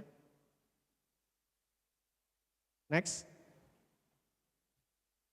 Nah, Bapak Ibu ini quotes penutup, berubah bukan sekedar niat, tapi keputusan nyata. Harus kita laksanakan. Ya. Dan perubahan sejati haruslah terlihat terutama di dalam keluarga. Oke Bapak Ibu, kita mau sudah selesai firman-nya. Bapak Ibu ingat-ingat baik-baik ya, apa yang jadi komitmennya. Kita habis ini kita mau nyanyi lagu yang tadi aja. Yang bukan yang sekali Yesus, yang sebelumnya lagi. Ya. Nah kita mau sama-sama nyanyi lagu itu aja, refrennya kita ulang. Kita mau bawa Bapak Ibu ya. Kita mau coba sambil doa, kita mau bawa apa yang mau kita persembahkan ke Tuhan. Mungkin hari ini teman-teman atau Bapak Ibu belum dapat sesuatu yang mau kita rubah. Karena ada penghalang. Atau teman-teman sudah tahu goalnya. Ya, sudah tahu tujuannya saya mau berubah ini yang mau saya rubah. Boleh, kita mau persembahkan di kaki Tuhan lewat pujian ini. Setelah itu kita akan doa bersama-sama Bapak Ibu. Ya. Bahkan Bapak Ibu ya, kalau saya boleh sharing, ada salah satu peserta retreat waktu saya sharing firman Tuhan. Dia menyimpan luka ini yang dia tidak bisa rubah itu selama 33 tahun. Jadi ceritanya itu adalah sebuah camp Bapak Ibu, sebuah retreat. Dia ini seorang fasilitator, lebih tua dari saya. Waktu itu umurnya sekitar 46. Ya. Dia nggak tua, ya tapi nggak muda, cukuplah. Dia jadi fasilitator pelayanan di sebuah kegiatan itu, udah 5 tahun lebih. Tapi ada satu hal yang dia simpan, dan entah kenapa Bapak Ibu, siang hari itu, ya Tuhan sentuh hatinya. Dan dia bilang kayak gini, bro, boleh nggak habis sesi kita ngobrol-ngobrol? Ya konseling ringan. Jadi cerita, selama ini ternyata 33 tahun, dia simpan sebuah kepahitan sama orang tuanya. Padahal dia ini udah ikut camp 5 kali, udah pelayanan jadi fasilitator. Kepahitan ini Bapak Ibu, yang menyebabkan dia gak bisa membuka pintu hatinya supaya kasih setia Yesus itu bisa masuk dalam kehidupannya. Doa saya gak muluk-muluk waktu itu Bapak Ibu. Kita doa bareng-bareng. Ya. Terus kita mohon urapan Tuhan. Saya bilang, kamu ngerti itu salah. Dia sudah sadar. Kepahitan itu gak bisa dia simpan. Tapi dia gak mau serahkan itu Bapak Ibu. Sama seperti kita, kalau Bapak Ibu tahu, kita taruh ya sebuah kebusukan. Kalau Bapak Ibu tahu roti yang mungkin udah gak dimakan 10 tahun ya, berbusuk, jamur, ada uget-ugetnya, ada belatungnya, itu kita simpan di dalam hati kita. Kita kunci rapat. Semakin lama disimpan Bapak Ibu, semakin busuk. Semakin lama kita enggak merubah kehidupan kita, ya hidup kita berubah juga, tapi berubah semakin buruk, semakin jauh dari Tuhan. Di waktu itu Bapak, di siang hari itu, pria ini yang udah punya istri, udah punya anak, Dia masih dendam sama papa mamanya, gak bisa mengampuni sama papanya. Dia buka hatinya. Ya. Dia taruh hal yang kepahitan itu di kaki Tuhan Yesus. Ternyata Tuhan itu Tuhan yang baik. Tuhan bilang tidak ada kata terlambat. 33 tahun dia hidup di dalam sebuah kepahitan. Hancur. Kepahitan ini mengalir ke anaknya. Kepahitan ini mengalir ke istrinya. Kepahitan ini mengalir ke rekan bisnisnya, rekan kerjanya, rekan komunitasnya. Tapi siang hari itu, dia putuskan untuk serahkan ke kaki Yesus. Dan Yesus adalah Tuhan yang baik. Dia tidak hanya mengosongkan lukanya, dia tidak hanya membersihkan luka itu, tapi dia ganti dengan hati yang baru. Siang hari ini Bapak, untuk berubah tidak perlu konsep yang tinggi-tinggi. Kita cuma perlu sadar. Dan apa yang kita mau rubah, kita bukan pakai kekuatan kita sendiri, tapi kita pakai kekuatannya Yesus. Kita jalan bersama Yesus.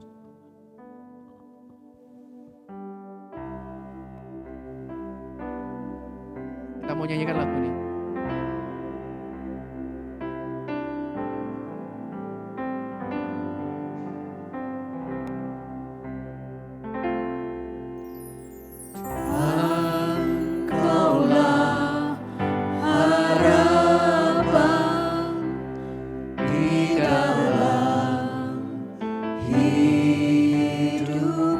Tuhan selalu punya harapan dalam kehidupan kita, Bang. Dia gak pernah hilang.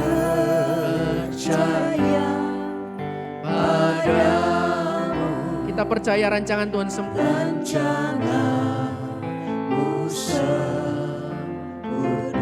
Mari Bapak Ibu, saya mau undang Bapak Ibu, teman-teman sekalian untuk bangkit berdiri.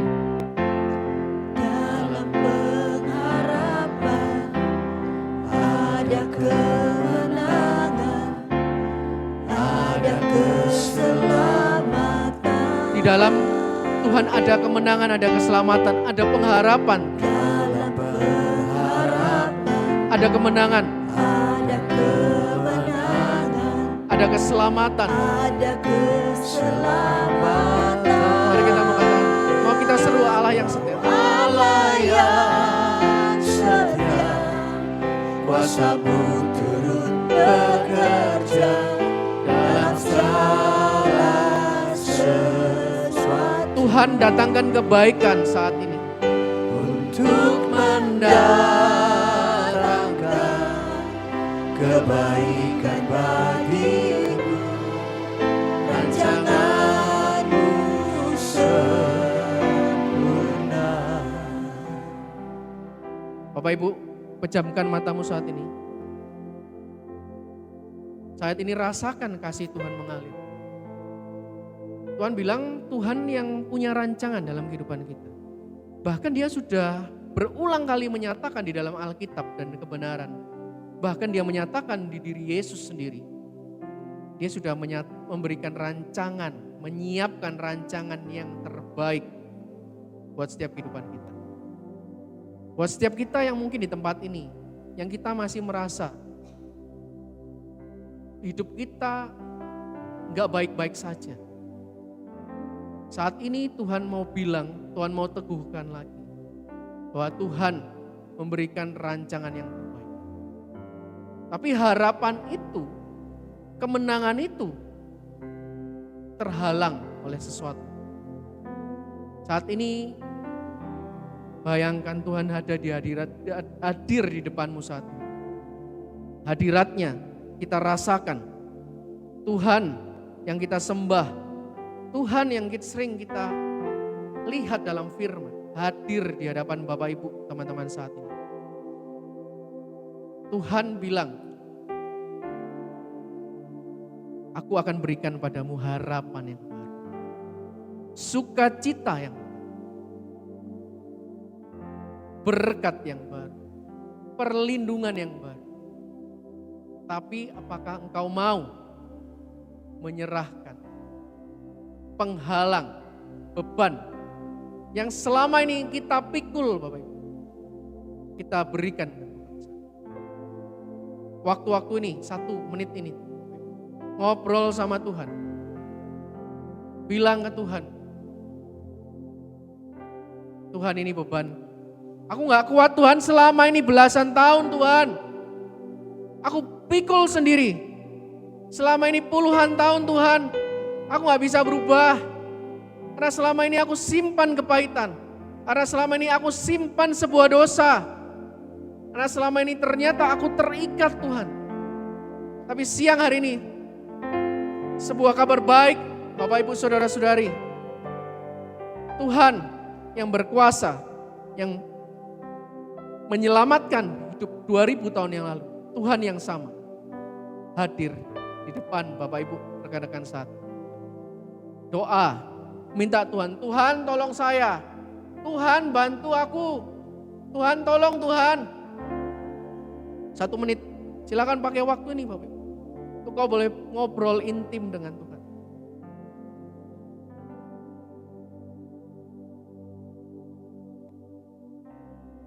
Yes, saya merasakan hadirat Tuhan melimpah tempat ini. Terima kasih. Terima kasih Tuhan. Bapak Ibu, saya melihat Bapak Ibu. Merasakan Bapak Ibu. Tuhan sedang bekerja. Mungkin kau merasakan biasa aja. Tapi percayalah, kuasa Tuhan begitu sempurna dalam hidup. Kuasa Tuhan begitu nyata. Saat ini buat setiap Bapak Ibu, kau yang rindu untuk berubah. Kau yang rindu untuk hidupmu gak gitu-gitu aja. Berapapun usiamu, apapun latar belakangmu, apapun masa lalumu, tua, muda, senior, junior, Tuhan bicara siang hari ini, Tuhan akan pakai engkau secara luar biasa. Engkau akan dipakai Tuhan jadi tiang doa buat anak-anakmu. Engkau akan dipakai Tuhan untuk jadi tiang doa untuk keluargamu, untuk papa mamamu. Tuhan bicara, Tuhan akan pakai, engkau akan dirubahkan. Hari ini, siang hari ini saya merasakan kasih Tuhan melimpah buat setiap satu anak muda yang sungguh-sungguh ingin menyerahkan hidupnya buat Tuhan. Yes, terima kasih Tuhan. Saya merasakan juga Tuhan bekerja secara luar biasa di tempat ini. Terima kasih Tuhan. Ada banyak komitmen-komitmen baru. Terima kasih Tuhan, terima kasih.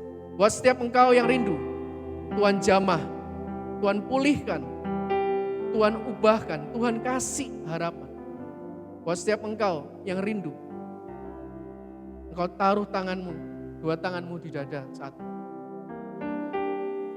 Rasakan saat ini, Tuhan hambamu berdoa Tuhan buat setiap anak-anakmu yang punya komitmen di tempat ini. Limpahkan kuasamu. Saat ini hamba berdoa dengan otoritas, berdoa supaya kuasa dilepaskan di tempat, supaya hadiratmu dinyatakan di tempat ini. Karena kami mau menyembah Engkau. Hamba berdoa di dalam nama Yesus Kristus Tuhan kita yang hidup. Belenggu-belenggu dosa dipatahkan. Kepahitan, sakit, penyakit yang membelenggu dosa, yang membelenggu, yang mengikat dipatahkan saat ini. Terima kasih. Terima kasih Tuhan. Kita mau nyanyikan bersama. Yes. Kau ku sembah Tuhan, kau ku sembah. Kau yang ku sembah, Yesus, Yesus, kau ku sembah. Di hadirat-Mu Tuhan, Di hadirat-Mu, dosa kami, belenggu dosa kami patahkan, kami bebas Tuhan. Ya, urapan-Mu sempurna. Katakan lagi Yesus, Yesus kau yang kau sembah. Angkat tanganmu, terima urapan dari Tuhan, angkat tanganmu. Siara la la la la la la la la. Siara la la la la la la la la la. Siara la la la la la la la. Terima urapan Tuhan. Kami bebas Tuhan. Ya, siara la la la la la la la.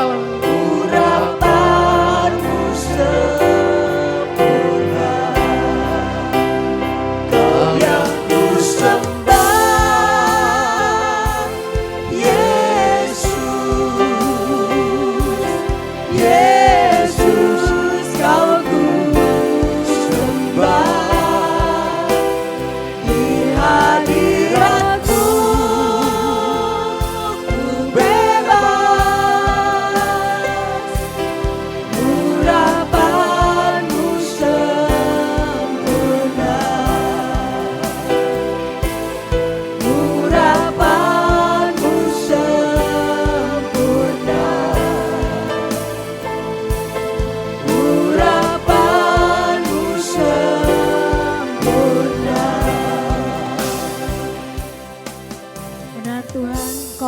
Yesus yang ku sembah Tuhan, kebaikan-Mu akan turun atas kami dan kebaikan-Mu akan menuntun kami, membentuk kami Tuhan.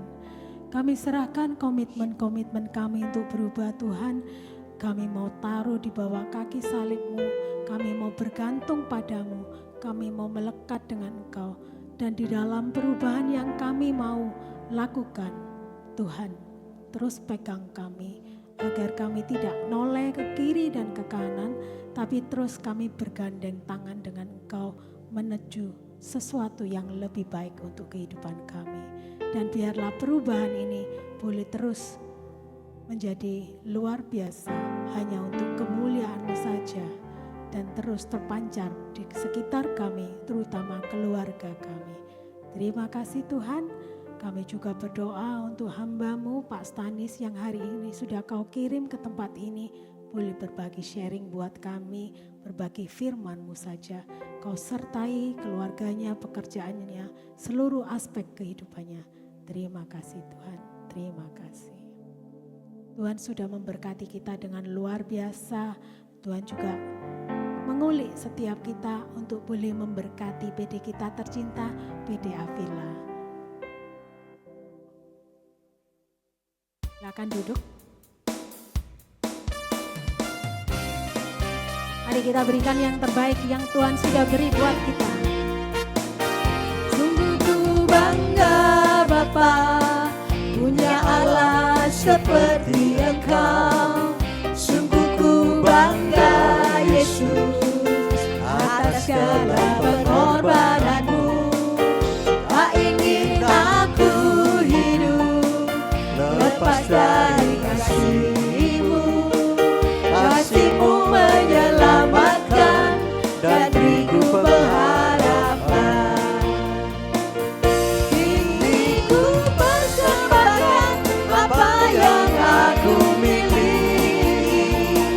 Memang tiada berarti bila dibanding dengan kasih-Mu.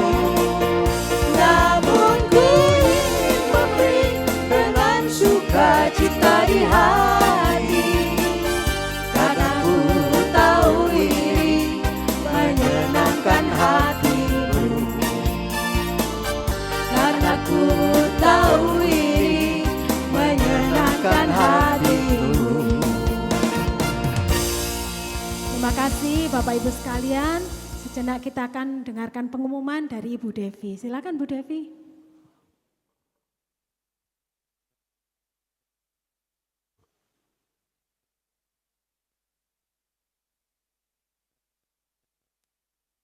Oke, terima kasih atas kehadirannya. Hari ini kita sedikit ya. Apalagi muda-mudi kepotong ikut YSF, acaranya HSM, kepotong acaranya paroki jadi panitia rekat. Belum lagi belasan yang ikut jadi panitia ataupun peserta retret camp, SEP. Belum lagi liburan, banyak yang liburan ya, atau habis ya, emaknya bingung nyari anaknya. Terima kasih yang sudah hadir. Baik, bulan ini kita tema besarnya apa? Ingat enggak?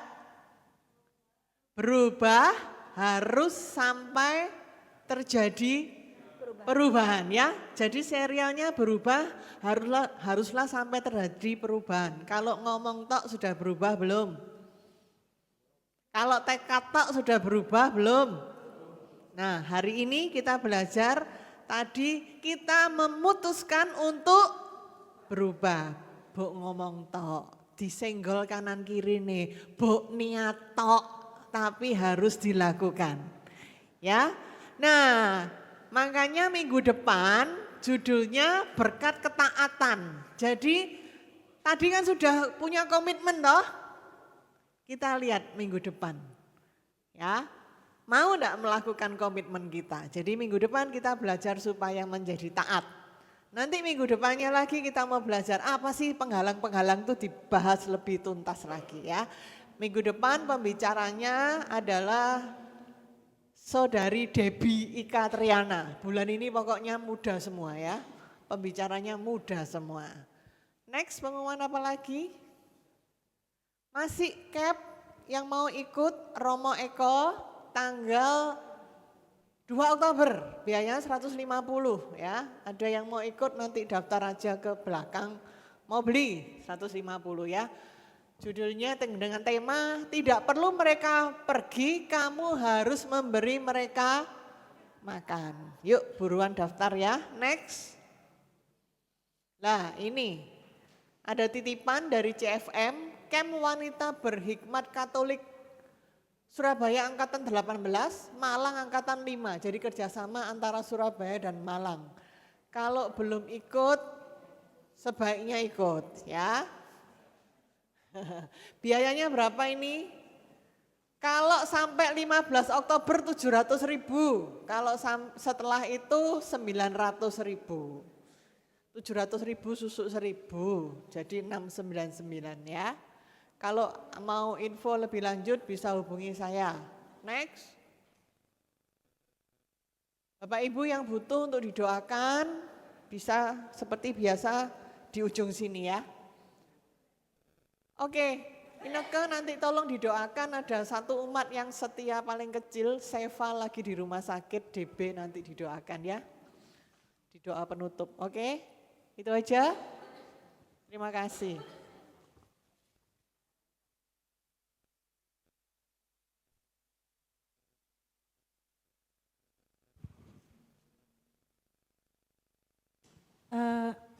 Apakah ada yang berulang tahun seminggu ke belakang? Oh, hari ini Seva ulang tahun. Oke, nanti apakah ada selain Seva? Oke, kalau nggak ada kita akan tutup ya. Kali ini saya mau ajak teman-teman untuk berdiri bersama. Nanti setelah doa penutup kita akan doakan Indonesia ya. Kita tahu Indonesia tidak baik-baik saja dan biarlah lewat doa penutup ini juga lagu penutup. Lagu ini juga bisa menjadi bagian dari doa kita. Bapa di surga, terima kasih buat PD hari ini. Kami tetap boleh bersekutu bersama Tuhan di hari libur ini. Bapa, kami persembahkan juga rekan kami, umat terkecil kami, Seva, yang saat ini sedang di rumah sakit. Tuhan jamah, Tuhan sembuhkan. Kau perlengkapi segala kebutuhannya Tuhan, agar dia segera sehat dan kembali lagi beraktivitas. Kau sertai juga keluarganya, orang tuanya, saudara-saudaranya Tuhan, untuk mendukung kesembuhan ini. Tuhan, kami juga mau mempersembahkan bangsa kami, negara kami ini, Indonesia. Kami tahu kami tidak baik-baik saja dalam kurun waktu beberapa hari ini. Engkau melihat banyak kejadian Tuhan serentak di seluruh kota. Bahkan dengan kecanggihan yang ada, kami bahkan tidak tahu siapa yang benar, siapa yang tidak benar. Tapi kami tahu kami punya Tuhan Yesus yang selalu benar. Kami mau naikkan doa ini ya Tuhan. Karena kami tahu hanya Engkau yang bisa kami percaya menyatakan kebenaran itu sendiri. Setiap hati kami mau berdoa untuk Indonesia Tuhan. Biarlah lewat doa ini boleh Kau pulihkan Indonesia. Bunda Maria, teruslah berdoa buat kami. Kami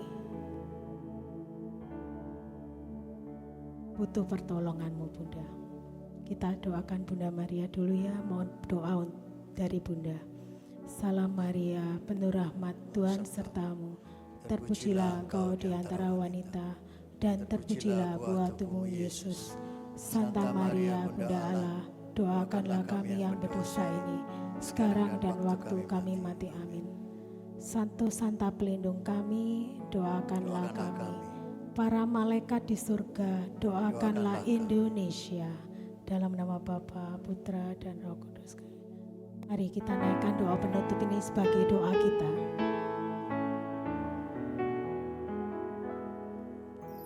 Syukur untuk setiap rencanamu dan rancanganmu yang mulia. mulia. Dalam satu tubuh kami bersatu, menjadi duta kerajaanmu. Kami rindu melihat Indonesia pulih dari semua problema, hidup dalam jalan kebenaran-Mu, ajarkan terang kemuliaan-Mu. Sama-sama ucapkan berkat atas Indonesia, biar kemuliaan Tuhan akan nyata.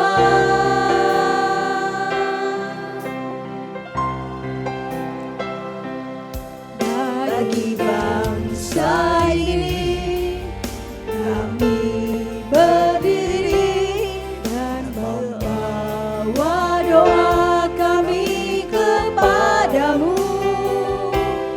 Sesuatu yang besar pasti terjadi dan mengubahkan negeri kami.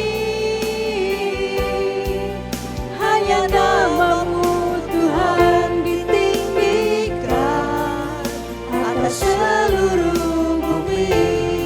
Bagi bangsa ini,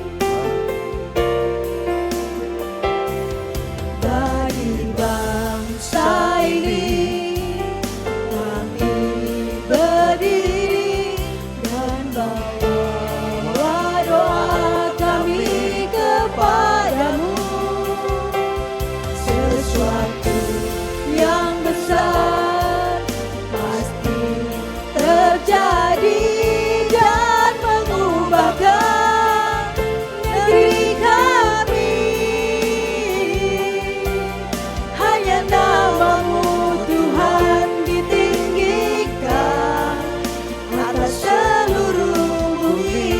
Hanya nama-Mu Tuhan, hanya nama-Mu Tuhan ditinggikan atas seluruh bumi. Selamat siang, terus berdoa buat Indonesia. Selamatkan Indonesia dengan doa-doa Anda. Terima kasih.